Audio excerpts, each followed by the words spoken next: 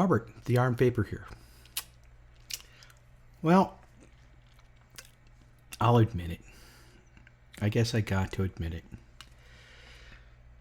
I vape much more than I ever smoked.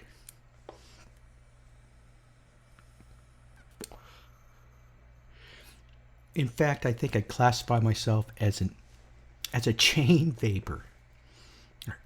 Are you out there a chain vapor like I am?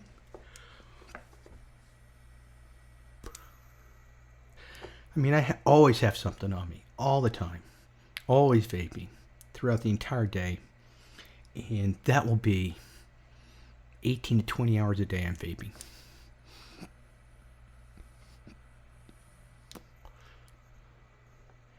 $18 to 20 hours a day vaping. Is vaping cheaper for me than smoking cigarettes? Well,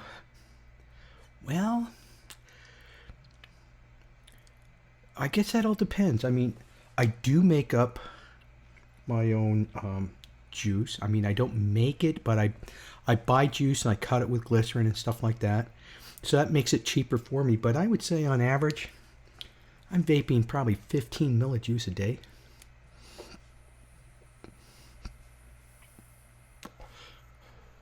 Yeah, you heard me right. 15 mil a day.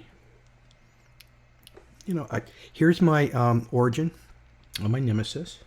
I have a kick, by the way. And, you know, I have usually 2 or 3 devices around.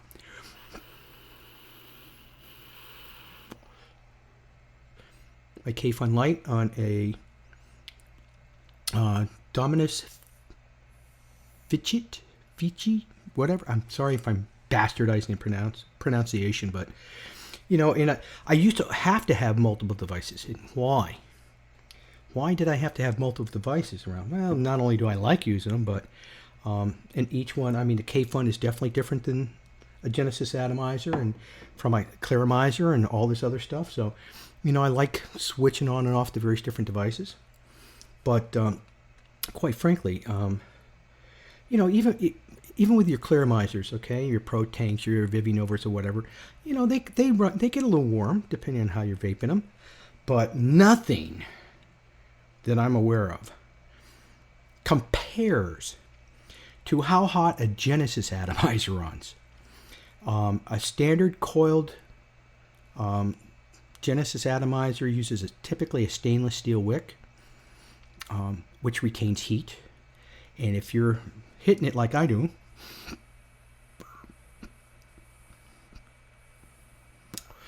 then it gets hot. Hot. I'm not talking about the vapor itself, okay? The vapor warmth or temperature is based on your build and what type of, you know, atomizer, you know, the air chamber and things of that nature. All that affects how the temperature of the vape is. But I'm talking about retained heat, okay? Retained heat in these things. So,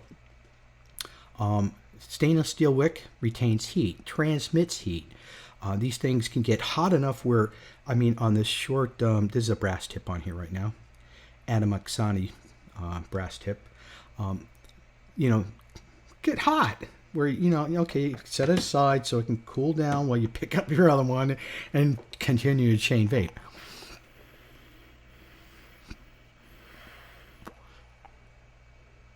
And that's how we get around the heating issue. Sometimes I would get my Popeye drip tip, which is, you know, it's yo long, and, you know, that is at least far enough away, or it takes a long time for the heat to travel up to the end of that tip where it becomes uncomfortable. I mean, these things get hot. Okay, and if you wick it with a cable wick, it gets even hotter. Now you're dealing with stainless steel cable. Stainless steel cable wicking retains heat as well. Retains more heat than the stainless steel mesh, certainly in my opinion, based on, you know, personal experience. So it retains far more heat. It transmits the heat far more through the device itself, and gets hotter quicker. All right, so I could, you know, vape on it for, you know, maybe, let's say, 5 minutes. I would have to definitely put it down, pick up my second or third device I have hanging around. Hit that. Now the K-Fun, I mean, you could be hitting this all day long, and yes, it's going to get warm down here, but not to the point where it Genesis. Okay, Genesis, you got to put it aside, let it cool down, please. You just can't put it on your mouth anymore; it's too hot. The bell definitely, it's like, whoa. But I have figured out how to build a chain vaping rig in my Origin Genesis atomizer, simply by not using it as a Genesis atomizer. And what I do here, I mean, I don't know if you can see that. I'll call it like a piece of snot running down there. Okay, you see this right here? Okay, that's cotton. I know. Hey, I can build this thing any way I want, right? I mean, that's the beauty of having an RBA. Do what you want with it. So, what I did was, okay, I built I think an 8 wrap, maybe a 10 wrap, I forget what it is, an 8 or 10 wrap microcoil, and I'm using organic cotton as a wick for it. Yeah. All right, I'm not gonna happy horse shit with focusing, right? So, microcoil, cotton wick, stuff the cotton down into the actual tank itself. Okay, watch this. Whoa, huh? And this is a chain vaping rig. You can chain vape on this sucker. It's not going to get hot to the point. It doesn't get anywhere. I would say as far as temperature, it's not going to get any warmer than my K-Fun. All right. Okay, maybe a little bit warmer. Never gets too warm or too hot where I can't take a hit off of it. Never. And the thing wicks like crazy. I mean, assuming you don't have it, stuffed up to where you almost plug in a hole where, it's. So I ran the cotton wick down through the actual hole where you put your stainless steel mesh or your cable. Okay. Run it through the coil. And I have enough looping around where it's almost like you're running a dripping atomizer, except you're not. I mean, you could drip on it if you wanted, but let me line up my hole on my bell. Put that on there. And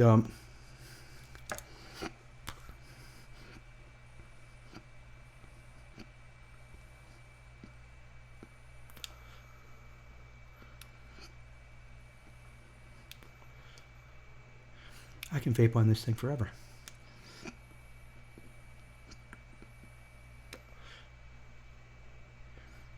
I'll grant you, okay? Because you're not running as a Genesis atomizer, you're not getting the Genesis experience as far as the flavor from a Genesis. But be that as it may, this has excellent flavor. This, because not only is it dependent upon how you coil and what you're using for wicking and stuff, but if you look at the bell, I mean, that's a very thick bell. And if I put this down as to how far it would go onto the actual tank section, you can see that this is only how large the air chamber is on it. Okay, and considering all the doodads in here, okay, once you put that on there, you have a very tiny air chamber, which concentrates the flavor. Sort of the same principle as your K-Funs or light devices, the Russian, things of that nature, is if you've seen these, the air chamber is very small, and the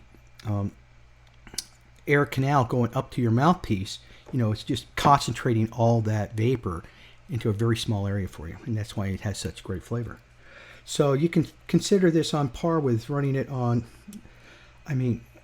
okay, so it's not a Genesis, but it's not heating up like a Genesis. And with a Genesis, you gotta, if you don't know this, you have to tilt it. If you're using stainless steel mesh, you have the wick side down, and you tilt it so you're getting proper feeding to your wick, which is much less of a problem if you're running cable. Cable, to me, has no wicking issues at all. It just works. You could vape it upside down, and I don't care. Air hole, wick, up, you know, it just wicks like a dream. The problem is it gets hot. So you have to put it aside. You have to put it aside, let it cool down. It gets hot as a bitch, I'm telling you.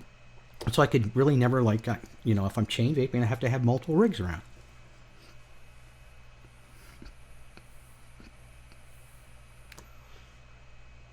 Not with this. Plus, if you want, well, yes, let me show you. You could use this like an upside down dripping atomizer. Oh, really? Well, those in the know, when it comes to Genesis style atomizers, right, typically you have 2 wicking holes, so you can run dual coil or something like that. But be that as it may, they all have some sort of fill hole. And even though they may have screws or plugs that you put in them, we all leave them out for the most part, because it just helps with the airflow and the wicking and things of that nature. So I always leave my extra wick hole open. I leave my fill hole open. You know, inherent in the device, I mean, if you tilt it upside down and hold it, you know, or if it's filled and you leave it on the side, it's going to leak. I mean, that's what, aside from an arrow, which can completely seal off, you know, these things, if you keep them upright for the most part. But if I want to, okay, well, I don't have a lot of juice in here. Let me top this off while I'm talking to you all about this. So let me take my locking ring. Okay, so my Nemesis won't fire. Get my syringe. Shake my bottle up. There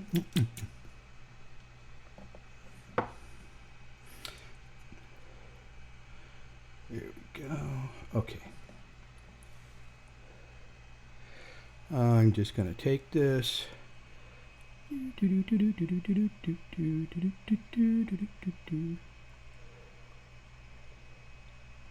Okay, that's good. Put this over here, out of the way. I'm going to take my bell cap. Okay, just, I don't know if, let me see if I can point this stuff out to you. So, okay. Where this cotton is going down, wrong hole? Okay. Where this cotton is going down is where the primary wick would be. Then there's a secondary wick over here, and in the back, where the cotton's wrapped around, is the actual fill hole. So I have the cotton wrapped around, and I'm going to put my bell cap on. Line up my ear hole, stick it on there, okay. And take the locking ring back off.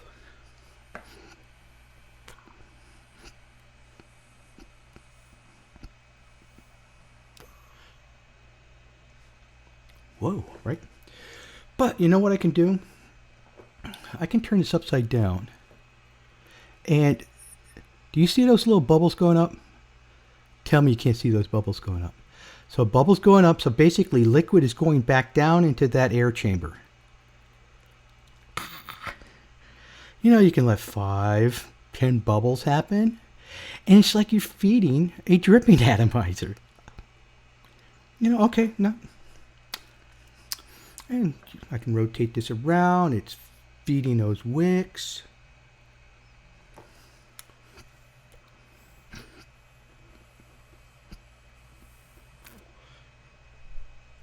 So if you want to get a really saturated vape, there you go.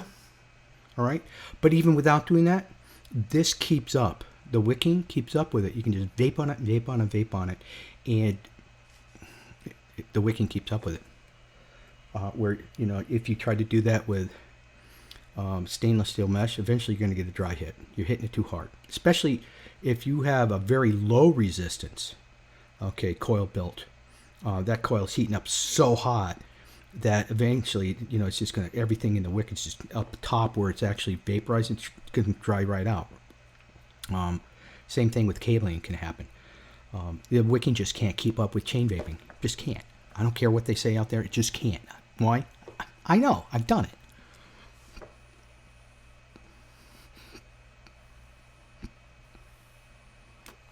So that's with cotton.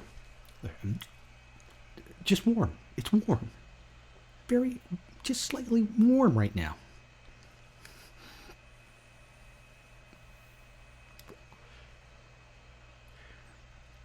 I have tried this with silica as far as seeing how the wicking could keep up with chain vaping. It didn't. It was better than. It seemed to be better with than the stainless steel or the cable as far as chain vaping, simply because you didn't get hot like you did with stainless steel or mesh, I should say, or stainless steel cable.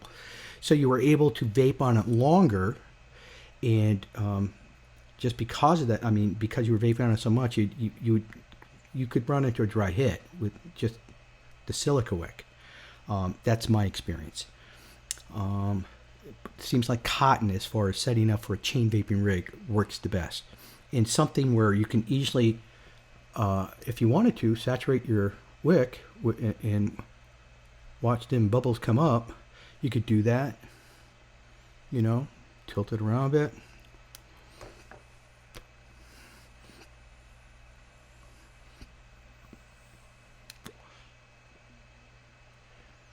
It's a wonderful thing.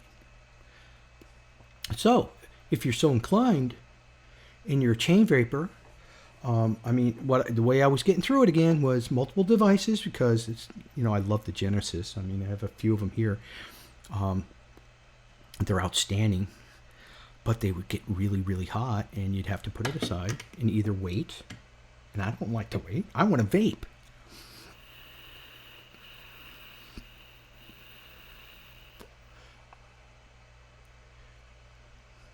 K-Fun works pretty well. You can vape on it for a decent period of time before you start running into a dry hit. Okay. And then you have to, you know, on the air hole, you know. But, it, you know, I would run into an occasional dry hit. And I have a microcoil in here with cotton as well. And you got to be careful. I can't see what's going on in there. I can always pull the bell cap off the Genesis one, but I can't see what's going on here. So as soon as you think you even have a hint of a burnt taste, you stop. You stop with cotton. Stop. Okay?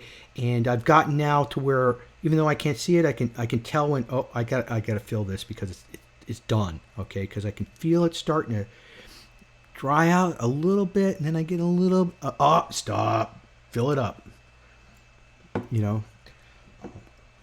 So that's my chain vaping rig setup. Give it a shot if you're a chain vapor, or not. You know, if you're not a chain vapor and just want to try something different, try that. I find it works pretty good. And you know what else you can do, okay? Let's say for whatever reason things start tasting a little gunky and stuff like that. All right, pull the bell cap off, right? Now, all right, so you see how much wick, cotton wick I have in there? See that piece of snot? Well, that's what it looks like. Come on. Looks like somebody hocked a lunger on the sidewalk.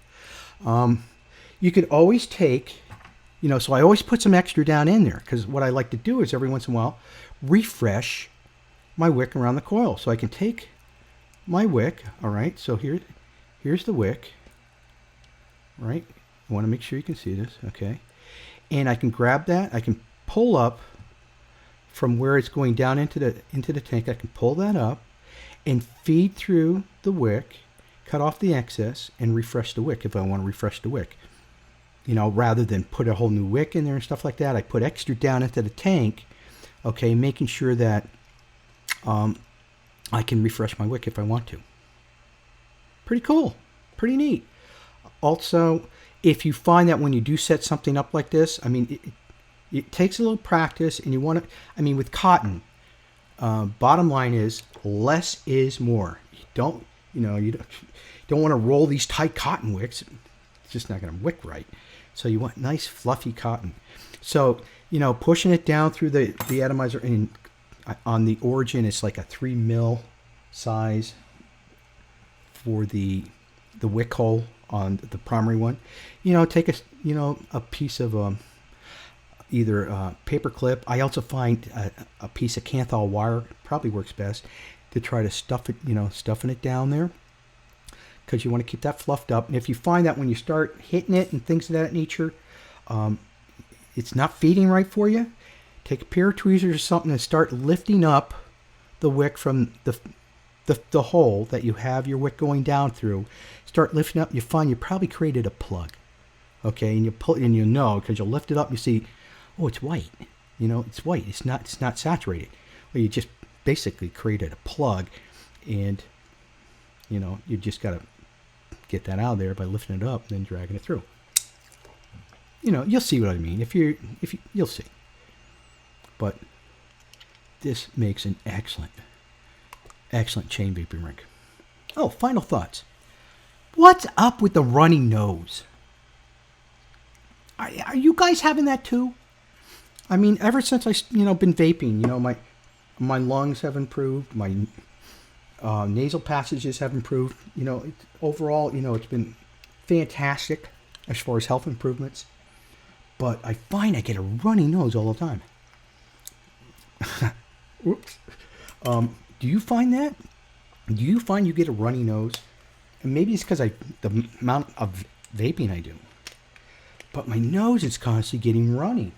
I have to have, something blow it and, make sure that, it's like, do you get a runny nose issue as well? I'd be interested in hearing from you. What is with the runny nose? I mean, I can deal with it. I'd rather have a runny nose every once in a while than and vape, rather than smoke. I locked my device up. Need a vape.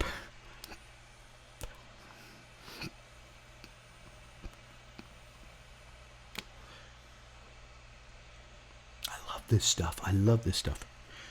Okay, that'll do it for today. Robert, the Armed Vapor. And please, don't forget, I have a promo on my YouTube channel and on my website. Vaping Cookie got on the VP Live Network's Kevin's show, which was Sunday night at 9. Doing a promo for our show, which we're involved in a contestant to see if we can become a host on a show. That will be on October 12th, Saturday night at 9 p.m. Vaping, Cooking, and I, with our own video live show. Set the date aside. Please tune in. Go to Vapor's Place. Vapor's Place. Just look it up on Google. Or VP Live. Look it up on Google. It'll show you exactly where to go for that. Listen to the promo. Vaping Cookie was really good on it.